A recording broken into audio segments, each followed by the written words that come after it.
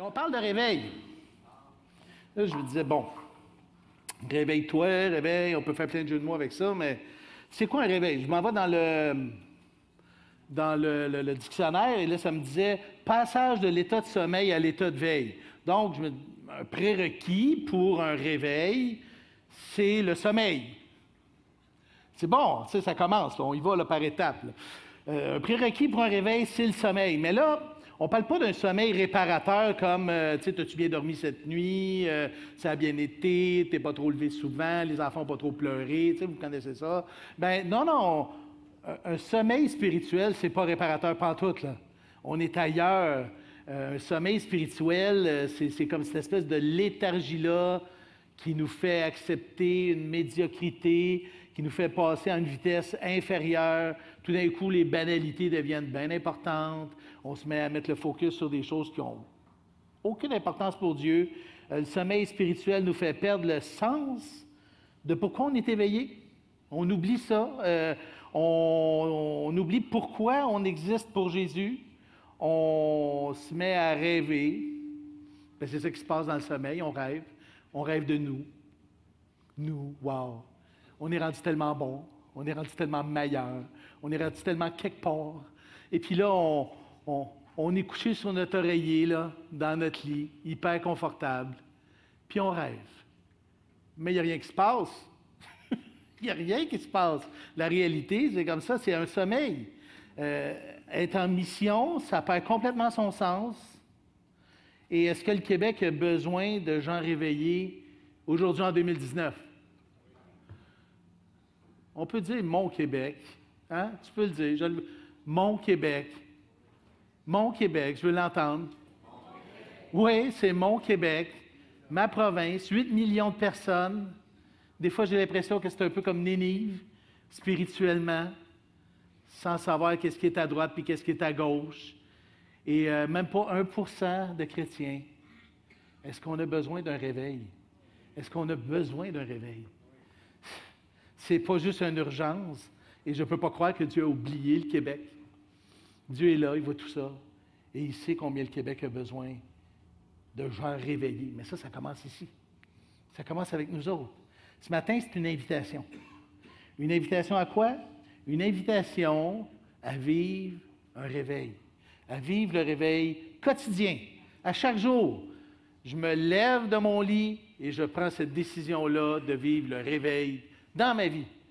Durant ma période de veille, je suis doublement réveillé. Réveillé avec mon corps, réveillé avec ma tête, réveillé spirituellement. On veut ça. Mais le texte aujourd'hui qu'on va lire, c'est Judith qui va nous lire ça, nous parle de 5 invitations. C'est ce qu'on va voir. 5 invitations à une transformation profonde dans ma vie pour vivre ce réveil-là quotidiennement. Écoutez bien le texte. Préparez-vous à être transformés. Et quand vous allez sortir d'ici, on prie que vraiment vous soyez complètement bouleversés et que Dieu vous amène à vivre un réveil quotidien. Prions. Seigneur, ce matin, nos cœurs sont ouverts devant toi. Nos cœurs sont grandement ouverts. On veut ouvrir nos oreilles spirituelles, que tu parles à notre cœur pour que tu fasses la transformation qui doit être faite à l'intérieur. Peut-être qu'on est en train de dormir puis que là, on entend cette voix-là d'un gars qui prie comme si c'était une voix au loin, comme un petit chien qui jappe, là, des fois la nuit. Seigneur, on veut que cette voix-là soit la tienne, la voix de l'Esprit qui nous réveille et que si je suis déjà réveillé, Seigneur, que j'ai l'encouragement ce matin à vivre un réveil quotidien à chaque jour. Merci Jésus, merci d'être là, merci d'être dans notre vie et c'est en ton nom qu'on prie. Amen.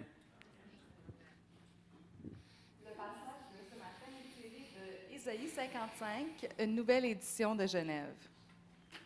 Ésaïe 55, nouvelle édition de Genève. Vous tous qui avez soif, venez aux eaux, même celui qui n'a pas d'argent. Venez, achetez et mangez. Venez, achetez du vin et du lait, sans argent, sans rien payer. Pourquoi pesez-vous de l'argent pour ce qui ne nourrit pas? Pourquoi travaillez-vous pour ce qui ne rassasie pas? Écoutez-moi donc, vous mangerez ce qui est bon, et votre âme se délectera de mets succulents. Prêtez l'oreille et venez à moi. Écoutez et votre âme vivra. Je traiterai avec vous une alliance éternelle pour rendre durables mes faveurs envers David. Voici, je l'ai établi comme témoin auprès des peuples, comme chef et dominateur des peuples. Voici, tu appelleras des nations que tu ne connais pas, et les nations qui ne te connaissent pas accourront vers toi, à cause de l'Éternel, ton Dieu, du Saint d'Israël qui te glorifie. Cherchez l'Éternel pendant qu'il se trouve, invoquez-le tandis qu'il est prêt. Que le méchant abandonne sa voie et l'homme d'iniquité ses pensées. Qu'il retourne à l'Éternel, qui aura pitié de lui, à notre Dieu, qui ne se lasse pas de pardonner. Car mes pensées ne sont pas vos pensées, et vos voix ne sont pas mes voix, dit l'Éternel. Autant les cieux sont élevés au-dessus de la terre, autant mes voix sont élevées au-dessus de vos voix, et mes pensées au-dessus de vos pensées. Comme la pluie et la neige descendent des cieux et n'y retournent pas sans avoir arrosé la terre, fécondé la terre et fait germer les plantes, sans avoir donné de la semence au semeur et du pain à celui qui mange, ainsi en est-il de ma parole qui sort de ma bouche. Elle ne retourne point à moi sans effet, sans avoir exécuté ma volonté et accompli mes desseins. Oui, vous sortirez avec joie, et vous serez conduits en paix. Les montagnes et les collines éclateront d'allégresse devant vous, et tous les arbres de la campagne battront des mains. Au lieu de l'épine, s'élèvera le cyprès. Au lieu de la ronce, croîtra le myrte, et ce sera pour l'Éternel une gloire, un monument perpétuel, impérissable. Amen. Wow! J'étais tellement content d'avoir ce texte-là matin. Mais quel texte! Tu sais, bon, la Bible d'un couvert à l'autre, c'est la parole de Dieu, mais il y a des passages qui sont, je dirais, en tout cas, ça me parlait. Quelle invitation que Jésus nous demande à travers ce texte-là. On pourrait s'éterniser. On riait tantôt, jusqu'à quelle heure t'en as? Je dis, je pourrais durer ça jusqu'à 4 heures l'après-midi, 5 heures. C'est un texte tellement riche. Mais on va parler d'invitation. On voit 5 invitations à travers ce texte-là pour nous amener à vivre ce réveil constant, quotidien dans notre vie. La première invitation est assez simple. C'est le Seigneur nous invite de passer de la belle pro au banquet de l'agneau. Bon, il y en a une à côté, là, j'ai rien contre la belle pro, vous savez, tu sais, mais vous tous qui avez soif, venez aux eaux, même celui qui n'a pas d'argent, venez acheter et manger. Venez acheter du vin, du lait, sans argent, sans rien payer.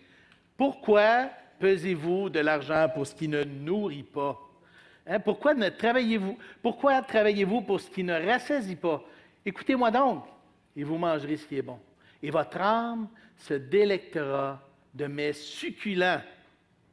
Quand on répond à l'invitation de Jésus, quand on répond à l'invitation de Dieu, le menu change. Le menu change. C'est plus la même chose, là. On réalise que ce qui nous nourrissait avant était ni plus ni moins que de la malbouffe ou de la junk food, excusez l'anglicisme, mais je pense que tout le monde connaît. C'était du fast-food spirituel. Et là, on ne parle pas de ce qui nourrit mon corps. Déjà, on nourrit notre corps des fois avec toutes sortes de choses qui ne sont vraiment pas nourrissantes. Hein? Des saucisses hot dog, des patates frites, puis des chips, puis toute l'affaire. Vous savez que ce n'est pas très bon pour la santé. Oui. Mais on nourrit aussi notre âme à travers ce qu'on laisse entrer dans notre âme. Nos yeux, nos oreilles, ce qu'on regarde, ce qu'on laisse filtrer, comment on vit nos fantasmes et nos vies, nos rêves personnels peuvent être toxiques. On nourrit notre âme avec tout ce qui nous tombe sous la main. Et bien souvent, comme pour les patates frites et les saucisses hot dog, ça peut être vraiment pas un menu équilibré. Ça peut être même néfaste. On s'habitue, hein? On s'habitue. Notre âme est extrêmement résiliente. Et quand on ne connaît rien de mieux, on finit par croire que c'est ça, bien se nourrir. On se remplit de relations toxiques. On se remplit de gens des conversations superficielles où on va sur les réseaux sociaux et on a l'impression qu'on a des relations là où notre valorisation devient le nombre de likes qu'on a mis sur ma photo de je ne sais pas trop quoi, et là, ça devient mon identité, imaginez, et là, je peux être complètement déprimé, ou je vais me réfugier dans des jeux vidéo, une bulle virtuelle qui, en fait, est vraiment pas la réalité, mais ça devient ma réalité à moi, ou encore, après une journée hyper occupée, j'arrive et j'allume la TV et je dis, je mets mon cerveau à off. Vous avez déjà entendu ça? Hein, je me mets devant la TV. Non, ton cerveau n'est pas off. Tu fais juste imbiber l'éponge de ton âme, de tout ce que la télé va te laisser rentrer. De quoi tu nourris ton âme un matin? Hein, on le sait, que dans notre fort intérieur, on a besoin de plus, puis on a besoin de mieux. On le sait.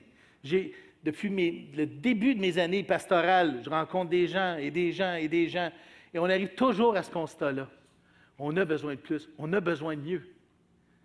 J'ai un ami qui vient d'Haïti, un bon ami. Il vient du nord d'Haïti. Et il me racontait une histoire vraiment triste, là.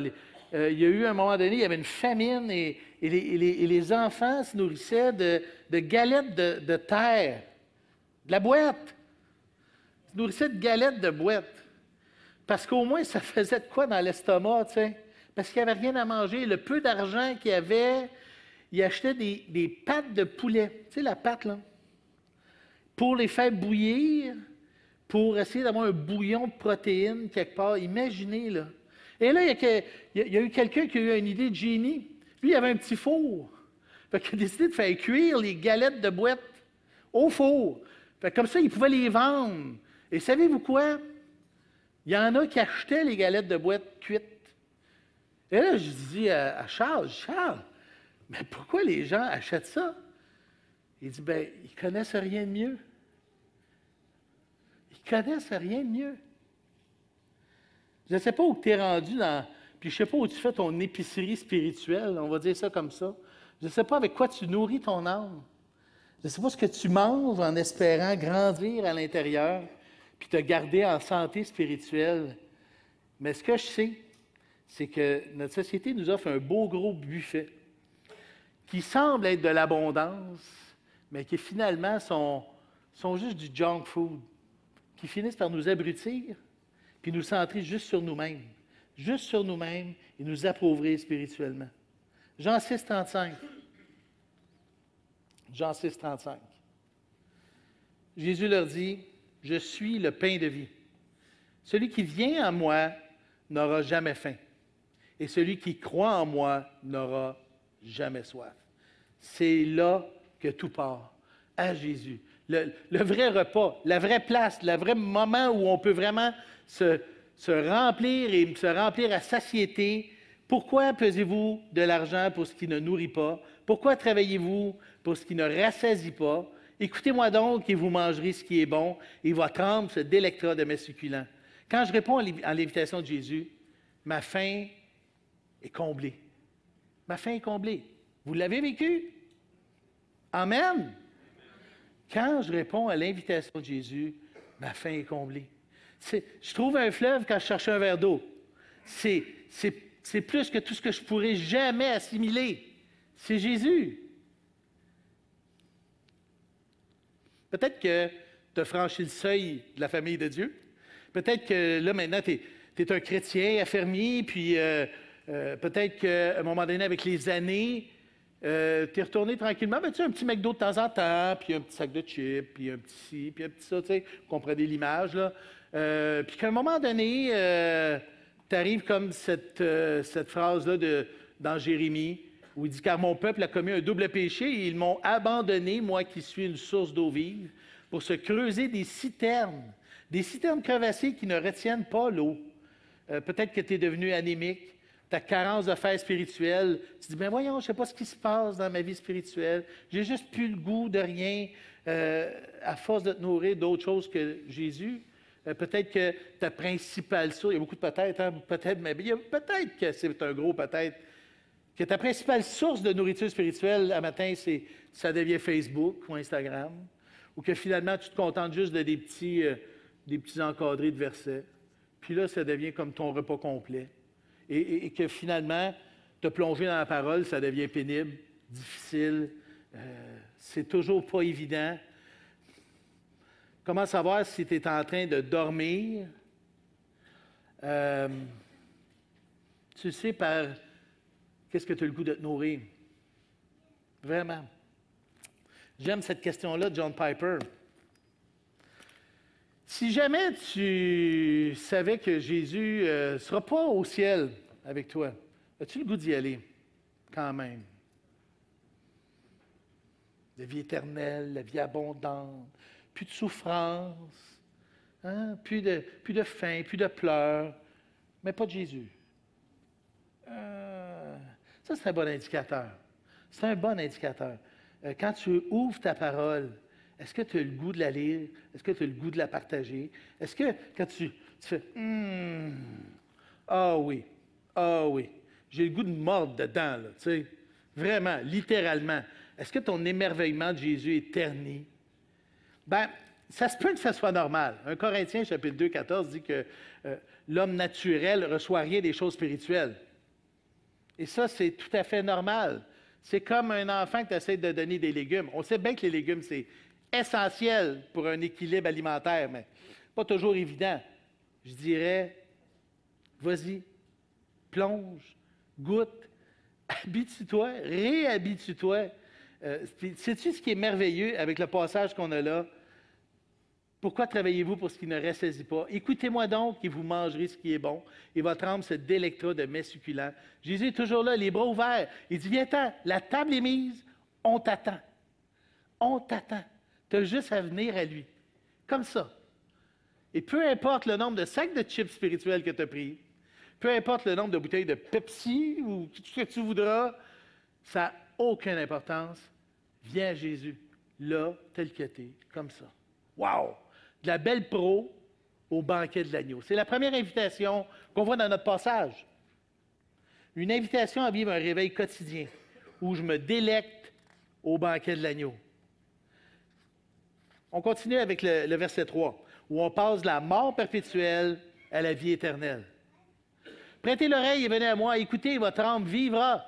Je traiterai avec vous une alliance éternelle pour rendre durables mes faveurs envers David. Voici, je l'ai établi comme témoin auprès des peuples, comme chef et dominateur des peuples. Voici, tu appelleras des nations que tu ne connais pas, et les nations qui ne te connaissent pas accourront vers toi. C'est nous, ça! Wow, c'est nous, là! Les Québécois, à Longueuil, nous sommes des nations qui ne connaissaient pas Jésus et qui accourent à lui à cause de l'Éternel, ton Dieu, du Saint d'Israël qui te glorifie. Le jour où on répond à l'invitation de Jésus, le menu ne va pas juste changer, là. Tout change. C'est la vie entière qui prend une autre direction. Je nais. Je suis vivant. Écoutez et votre âme vivra. Mais tu sais, Jésus disait en vérité, je vous le dis, celui qui écoute ma parole et qui croit en celui qui m'a envoyé a la vie éternelle. Il ne vient point en jugement, mais il est passé de la mort à la vie. La mort à la vie. C'est le miracle. On passe de cette mort perpétuelle à une vie éternelle. Mais le problème avec la mort, on ne le sait pas. Quand tu es mort, tu n'es pas conscient que tu es mort. Il y a plusieurs années, il a fallu que j'aille identifier mon papa. Il était décédé. Il est décédé dans l'ambulance, puis à l'hôpital, il a fallu que j'aille l'identifier. Et c'était vraiment bizarre parce que il était couché, mon père est un blagueur, fait qu'il était couché sur le dos, puis j'avais l'impression qu'il me ferait beuh. Je me disais, c'est une blague. Il va me faire peur, il va me faire une blague, là. Non, il était mort. Il était vraiment mort. J'ai même touché mon père. Il était encore tiède, là. Mais il était mort. Il avait l'air d'être vivant, une apparence, mais il était mort. Paul dit aux Éphésiens, alors que nous étions spirituellement morts à cause de nos fautes, il nous a fait revivre les uns et les autres avec le Christ. C'est par grâce que vous êtes sauvés. C'est un cadeau. Cette vie-là que Dieu nous offre est un cadeau, une grâce. Et c'est pour un mort d'entendre la voix de Jésus, c'est quelque chose d'exceptionnel. C'est un miracle. Un miracle. Ce n'est pas naturel. L'homme naturel est incapable de comprendre et d'entendre la voix de Dieu. Donc, juste d'entendre sa voix, c'est quelque chose. Si un matin, tu entends la voix de Jésus, Jésus te parle, là, c'est un miracle. Parce que naturellement, ce n'est pas supposé arriver. Mais ça arrive parce que Dieu est gracieux. C'est dans sa grâce. C'est un beau cadeau qu'il nous fait pour un mort d'entendre quoi que ce soit. Cet appel-là vers diriger vers toutes les nations, bien, ce matin, si tu entends la voix de Jésus, c'est un miracle en soi. Comme il dit, c'est pourquoi, selon ce que dit le Saint-Esprit, Hébreux 3,7, il dit, « Aujourd'hui, si vous entendez sa voix, n'endurcissez pas vos cœurs. » En fait, le réveil, c'est quand je réalise mon état. Quand je réalise qui je suis vraiment, à quel point, si je suis réveillé, à quel point c'est miraculeux pour moi qui étais mort d'entendre sa voix. Et même, je dirais, après 35 ans de vie chrétienne, c'est toujours un défi de réaliser à quel point j'étais mort. C'est pas si évident que ça, que j'étais vraiment mort. Des fois, on a l'impression qu'on était juste comme en sommeil et que Jésus nous a juste comme réveillés. Non, non, il nous a ressuscités. Il nous a ressuscités ensemble, Éphésiens 2,6. Hein? Il nous a ressuscités ensemble. Il nous a fait asseoir ensemble dans les lieux célestes. En Jésus-Christ. Prêtez l'oreille, écoutez et votre âme vivra. Vivre un réveil quotidien, c'est dire « Wow, pincez-moi, je suis vivant. Je suis vivant. » Je me souviens de ce pasteur-là en Colombie, dont l'église était située juste en face, je dirais, du QG d'un des cartels de la drogue là-bas, et qui, lui, en chair, dénonçait toujours le trafic humain et le trafic de drogue que les gars à l'autre bord de la rue faisaient. Et il y a eu des menaces de mort. Et là, à un moment donné, on lui a dit « T'as pas peur de mourir? » Et savez-vous qu'est-ce qu'il a répondu? « Je suis éternel. Je suis éternel. Tout ce qu'ils peuvent faire, c'est arrêter mon corps, mais moi, je suis éternel. » Et savez-vous quoi? Un jour, il y a quelqu'un qui a donné un rendez-vous à l'église, un faux rendez-vous, et on l'a retrouvé avec 2 balles dans la tête. Bang, bang. Sa femme, quand elle l'a vu, elle s'est rappelée le psaume, « est précieuse aux yeux de l'Éternel la mort de ceux qui l'aiment. » Et cet homme-là est avec Jésus. Il est éternel. La question, c'est, « Seigneur, qu'est-ce que tu veux que je fasse maintenant que je suis en vie? » Je me lève le matin et je ne suis pas juste réveillé. Je suis vivant. Vivant. Wow! Je suis passé de la mort perpétuelle à la vie éternelle. Gaspillons pas le temps qu'on a dans cette petite fenêtre-là, le temps qu'on est ici. De quoi je me nourris? Est-ce que je réalise combien je suis vivant? Et on continue. On est au verset 6, où on passe de la condamnation finale au pardon total. C'est cette invitation-là que Dieu veut nous faire pour vivre ce réveil quotidien, un réveil permanent, que je réalise que j'ai. On va lire. « Cherchez l'Éternel pendant qu'il se trouve, invoquez-le tandis qu'il est prêt. Que le méchant abandonne sa voie et que l'homme d'iniquité abandonne ses pensées. Qu'il retourne à l'Éternel qui aura pitié de lui, à notre Dieu qui ne se lasse pas de pardonner. » Wow! L'invitation est assez claire. Et en même temps, on voit une facette du visage de Dieu. Un Dieu qui a pitié, un Dieu qui ne se lasse pas de pardonner, un Dieu qui lance une invitation claire. Mais dépêche-toi, ça presse. Cherchez l'Éternel pendant qu'il se trouve. Invoquez-le pendant qu'il est prêt. Parce que Acte 17, 31 dit, « Il a fixé un jour où il jugera le monde selon la justice. Par l'homme qu'il a désigné, ce dont il a donné à tous une preuve certaine en le ressuscitant des morts. » Et ça va arriver un jour. On répond à l'invitation de Jésus quand on réalise qui on est. Quand je réalise que je suis un pécheur, oui, je suis un pécheur devant Dieu. C'est là que je réponds à l'invitation de Jésus. Vous savez, on vit le pardon seulement quand on réalise qu'on en a besoin, dans tous les domaines, que ce soit face à Dieu ou face les uns avec les autres. On va vivre le pardon quand on réalise qu'on en a réellement besoin. Quand on réalise qu'on a réellement offensé la personne devant nous ou le Dieu qui est là, et là, on est prêt à vivre le pardon. on est prêt à faire contrition, si on pourrait dire. Et quand on lit le verset 7, que le méchant abandonne sa voie et l'homme d'iniquité ses pensées, ben, on aurait l'impression qu'Ésaïe est en train de nous parler de... Il y a une vision là, d'Al Capone, puis de Charles Manson, puis d'Adolf Hitler. Tu sais, le genre de personnes méchantes, là, vraiment méchantes. Là. C'est pas nous autres, ça, hein? Ouais, on rit, là, mais c'est vrai qu'on a de la misère à se voir avec l'œil de Dieu. Ce qui fait que finalement, cet appel-là de pitié et de Dieu qui ne se lasse pas de pardonner devient quelque chose d'un peu comme un petit raisin sec. Ou que, ouais, ben ouais. Mais dans le fond, un peu comme disait la pub, je le vaux bien. Dieu du haut des cieux regarde les fils de l'homme. Psaume 53, 2.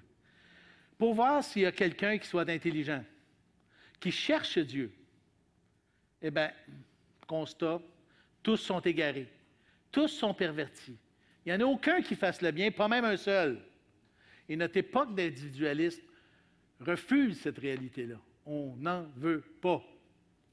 On ne veut pas voir les choses telles qu'elles sont. On ne veut pas comprendre et connaître qu'on est vraiment un pécheur devant l'Éternel. On commence à s'endormir puis à mourir au réveil quand on commence à se sentir juste par nous-mêmes. Et ça peut arriver même si tu es déjà chrétien. À un moment donné, tu fais des réalisations puis tu as l'impression que, finalement, on n'est pas pire. On est bon. Franchement. Écoute, c'est pas long, là. Apocalypse 2.2. Tu es avec une église naissante, là, qui s'appelle Éphèse. Pas rien, là. C'est pas une petite église de rien. Je connais tes œuvres, ton travail, ta persévérance. Je sais que tu ne peux pas supporter les méchants, que tu as éprouvé ceux qui se disent apôtres et qui ne le sont pas, et que tu les as trouvés menteurs, une église qui prend position, une église qui persévère, une église qui travaille, qui œuvre pour le Seigneur. Tu as de la persévérance. Tu as souffert à cause de mon nom. Wow!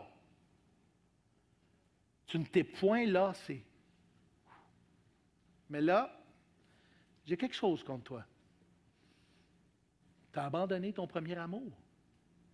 Tu as abandonné ton premier amour. Vivre le réveil quotidiennement, c'est de réaliser qui je suis vraiment. Mais surtout, de ne jamais l'oublier. De ne jamais l'oublier. Pour remettre à Dieu tout le bénéfice et la gloire de ce cadeau qui est le pardon total. Je dois réaliser que je suis un pécheur total, que je méritais juste une condamnation finale. Quand je réalise ça, il y a un changement. Je suis un racheté. Et là, je n'ai pas juste la liberté comme un vivant, j'ai la liberté parce qu'il n'y a plus rien qui m'enchaîne. Wow! Ma vie est un réveil. Parce que maintenant, plus rien ne peut me condamner. Christ m'a libéré. Christ m'a libéré. Qui condamnera les élus de Dieu?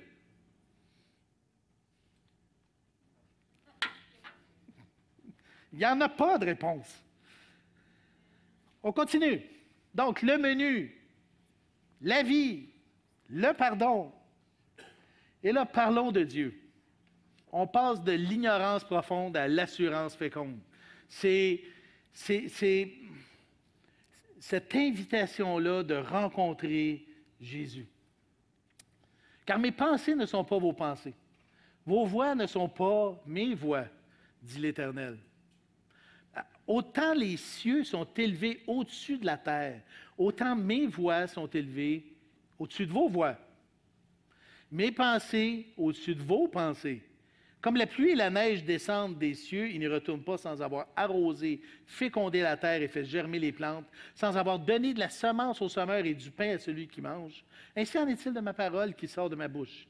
Elle ne retourne pas à moi sans effet, sans avoir exécuté ma volonté et accompli mes desseins. On peut en passer du temps pour essayer de comprendre Dieu. Mes voix sont élevées au-dessus de vos voix. Mes pensées sont élevées et sont comme ailleurs que vos pensées. Dieu, il n'y a pas de mots, là. La langue française est un beau chercher dans toutes les langues de la planète. Il n'y a pas un mot assez gros et pesant pour dire comment Dieu est.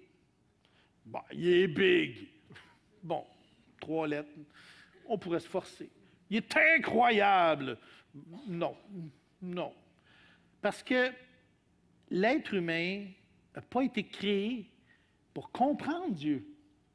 On n'a pas été créé pour le comprendre. On n'a pas été créé pour expliquer. Tu sais, combien de fois qu'on demande à Dieu pourquoi? Pourquoi mon neveu est mort? Pourquoi un tel a fait ça? Pourquoi il y a de l'injustice sur la terre? Et pourquoi, là, il s'additionne et il se multiplie? Comme si on était en train de demander à Dieu, justifie-toi. Pourquoi tu fais ça? Qu'est-ce que tu as fait là? Combien de fois on a cette attitude-là, comme si on était en train de mettre Dieu sur le banc des accusés? Allez, explique-moi.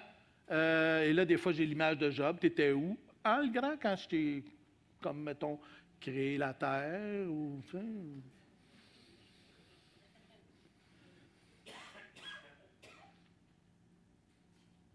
L'être humain n'a pas été créé pour comprendre Dieu, mais pour faire un avec lui, avoir une relation avec lui. Tu sais, j'aime ce verset de Jérémie 9,4 qui dit que celui qui veut se glorifie, d'avoir de l'intelligence et de me connaître, de savoir que je suis l'Éternel, qui exerce la bonté et le droit et la justice sur la terre. C'est à cela que je prends plaisir, dit l'Éternel, de me connaître. Le mot « connaître » ici, là, c'est le même mot qu'on utilise quand on dit « Adam connu Ève ».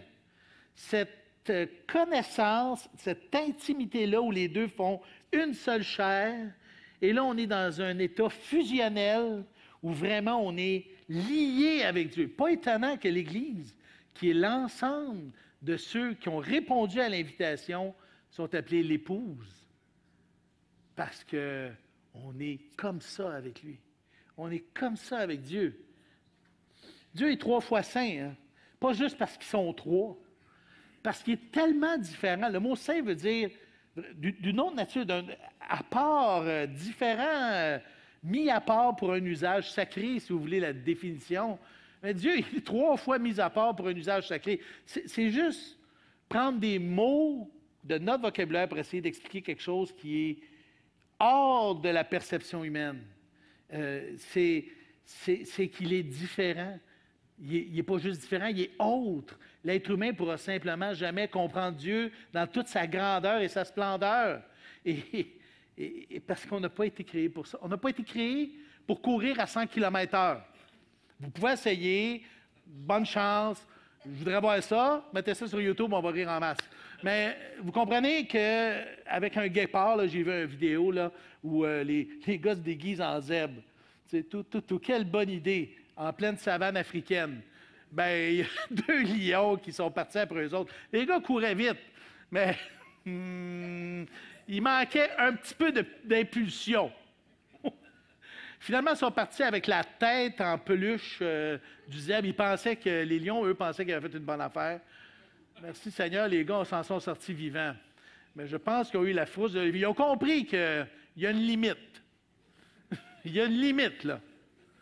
Bien, il y a une limite aussi dans notre compréhension de Dieu parce qu'on n'a pas été créé pour poser des questions comme ça, dire « Hey, t'étais où, toi? » On est là pour jouir de Dieu, vivre en lui, que lui vive en nous. Pourquoi vous pensez que Dieu vient en nous? Cette semence-là spirituelle est en nous. Hey, c'est profond, là. C'est quelque chose, c'est à la fois mystérieux et glorieux. De dire, wow, Christ en nous, l'espérance de la gloire. Et ce Jésus-là veut se glorifier à travers nous. Wow! Le réveil, j'ai marqué ça, le réveil au quotidien est un paradoxe. Plus je m'abandonne à lui, plus ma relation s'intensifie. C'est comme une espèce de roue comme ça. Ainsi en est-il de ma parole qui sort de ma bouche. Elle ne retourne pas à moi sans avoir exécuté ma volonté, sans avoir accompli mes desseins. Encore sa parole. Oui, depuis le début, comment la parole de Dieu est centrale dans cette invitation-là au réveil. Hein, me nourrir de sa parole, vivre par sa parole, croire à sa parole pour passer de condamner à racheter, et là, se plonger dans sa parole à travers Jésus, parce que la parole de Dieu est vivante, c'est Hébreux 4,12, hein? La parole de Dieu est vivante, efficace, plus tranchante qu'une épée quelconque à deux tranchants, pénétrant jusqu'à partager l'âme et l'esprit, jointure et moelle. Elle juge les sentiments et les pensées du cœur. Ça se passe à l'intérieur. Vous imaginez le genre de relation qu'on a avec Dieu? Dieu veut qu'on passe de l'ignorance profonde à cette assurance-là féconde dans une relation intime et fusionnelle avec lui. Il y a un abandon de la logique humaine pour laisser place à celle de Dieu. Et c'est pour ça qu'à un moment donné, j'ai remis dans mon post-it ici, Luc 10. En ce moment même, Luc 10, 21, Jésus tressaillit de joie par le Saint-Esprit et il dit, « Je te loue, Père Seigneur du ciel et de la terre, que tu as caché ces choses aux sages et aux intelligents, et ce que tu les as révélées aux enfants. Ah oui, Père, je te loue de ce que tu l'as voulu ainsi. Dieu veut que ça se passe de même, qu'on s'approche de lui comme un enfant. Papa, je ne veux pas savoir d'où vient ton argent. Papa, j'ai juste besoin de toi. Papa, c'est pas compliqué. C'est une invitation. Une invitation que Dieu nous fait ici.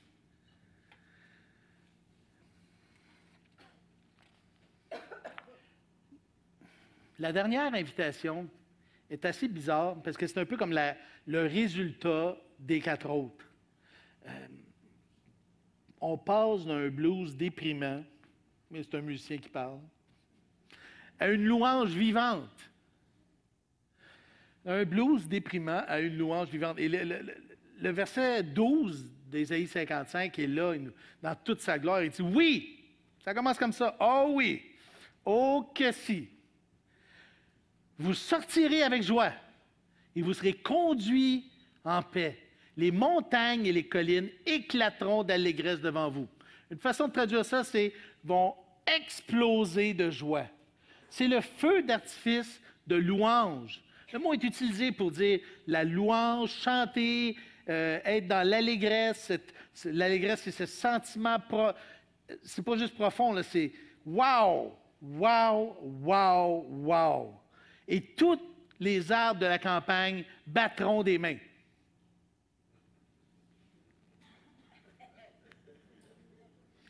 Au lieu de l'épine, s'élèvera le cyprès. Au lieu de la ronce, croîtra la myrte.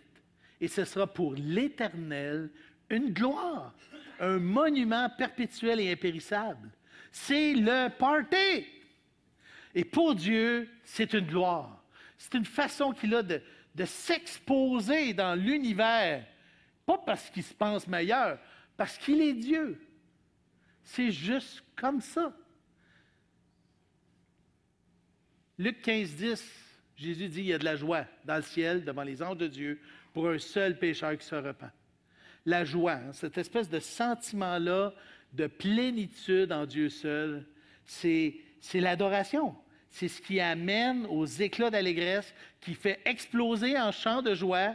Quand je vis un réveil quotidien, j'éclate de joie, j'explose en chant joyeux. Dieu explose en moi, on pourrait dire. C'est comme un feu d'artifice. Quand je rencontre Jésus et décide de répondre à son invitation, c'est le party. C'est le party dans le ciel. C'est le party dans mon cœur. C'est la joie profonde, là. Le ciel est en joie, les arbres battent le rythme parce que c'est la gloire de Dieu qui est exposée. Ce qui était impossible aux hommes était possible à Dieu. Ce qui était impossible et incroyable qu'un pécheur puisse donner sa vie à Jésus, qu'un mort puisse devenir vivant, qu'un gars qui mange de la belle pro mange du festin de l'agneau. Bien maintenant, c'est possible grâce à Dieu. C'est le party. Le but de Dieu, c'est justement de se faire un peuple d'adorateurs qui vont exposer toute sa gloire. Pourquoi? Bien, parce que c'est logique. C'est juste. C'est ce qu'il faut. Dieu est Dieu. Il est jaloux de sa gloire. Il ne la donne pas à personne d'autre. C'est sa gloire à lui. Et il veut qu'on puisse l'exposer pour espèce d'être un canal de cette joie-là et de vivre la joie de Dieu au travers des chants, à travers notre vie. Tu sais, vivre le réveil, c'est de passer d'un blues déprimant au chant de louange vivant. Et là, on va chanter la louange avec la gang Anthony et les amis, si vous voulez me rejoindre. C'est l'élan du cœur qui fait toute une différence. Tantôt, on va chanter la louange, tu sais, puis, tu sais, j'ai quelques versets là, de David. Il dit, bon, psaume 119, 171, il dit que mes lèvres publient ta louange. Pourquoi? Car tu m'enseignes tes statuts. Wow! Le Seigneur m'enseigne sa volonté et là, mes lèvres publient sa louange. Psaume 71, 23, il dit, en te célébrant, j'aurai de la joie sur les lèvres, la joie dans mon âme parce que tu m'as délivré. Oh, quand je réalise à quel point Dieu m'a délivré, j'ai de la joie. Ça se transforme en louange. Hébreux 13, 15 dit, par Jésus, offre donc en tout temps à Dieu. En tout temps à Dieu. Aujourd'hui, demain, après-demain, en tout temps à Dieu, un sacrifice de louange qui constitue à célébrer son nom. Vive le réveil, c'est la conscience qui s'exprime en reconnaissance. Ce réconfort de savoir à quel point Dieu est là, Dieu nous aime. Je vais te poser une question. Comment va ta louange à matin? C'est le thermomètre de ton réveil. C'est ton thermomètre. Le texte le montre clairement.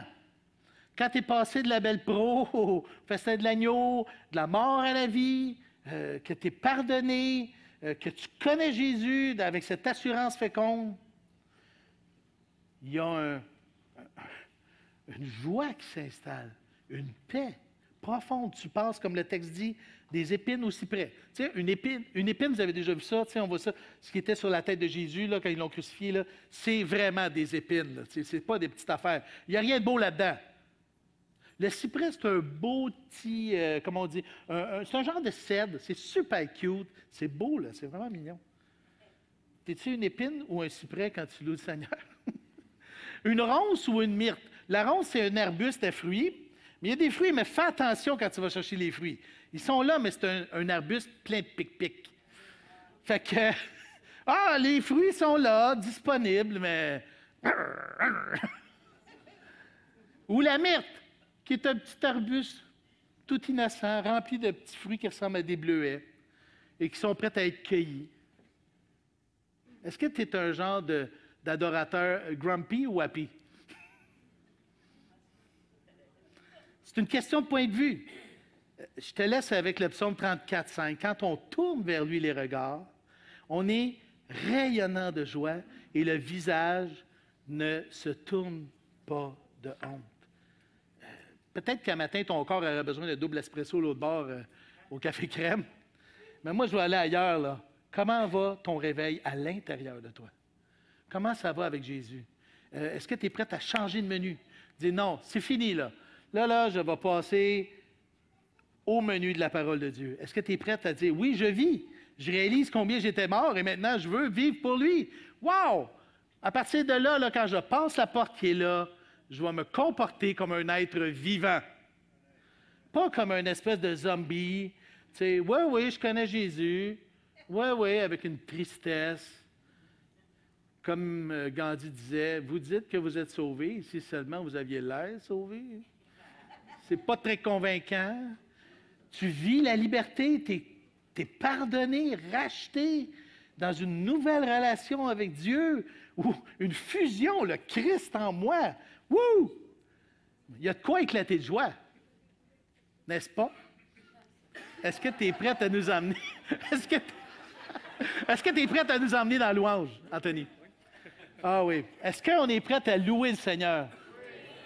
De faire exploser cette joie-là à l'intérieur. On va prier. On va se lever. Je vous invite à vous lever. J'invite le reste de l'équipe. Et Seigneur Jésus, on veut vivre en gens réveillés.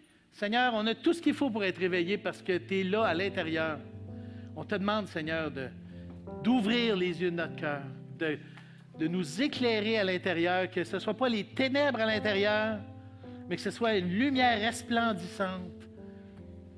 Qu'à chaque jour, on vive un réveil constant, permanent, profond, et que ce soit un réveil où la lumière est un feu d'artifice de joie, où ceux vont dire, quand ils vont voir nos bonnes œuvres, vont dire « Wow, Dieu est vraiment au milieu d'eux. » Seigneur, merci pour le miracle. Merci pour ta vie. Merci, Seigneur, d'être là à l'intérieur. C'est notre gloire et c'est ta gloire à travers nous. Glorifie ton nom, Seigneur. Et là, on veut te chanter. On ne veut pas s'arrêter au style. On veut, Seigneur, s'arrêter à ce que tu as fait dans notre vie et te l'exprimer ensemble d'une seule voix, d'un seul cœur, vers toi, comme un chant d'allégresse, un chant de joie, parce que tu es grand, Seigneur. C'est en ton nom compris. Amen.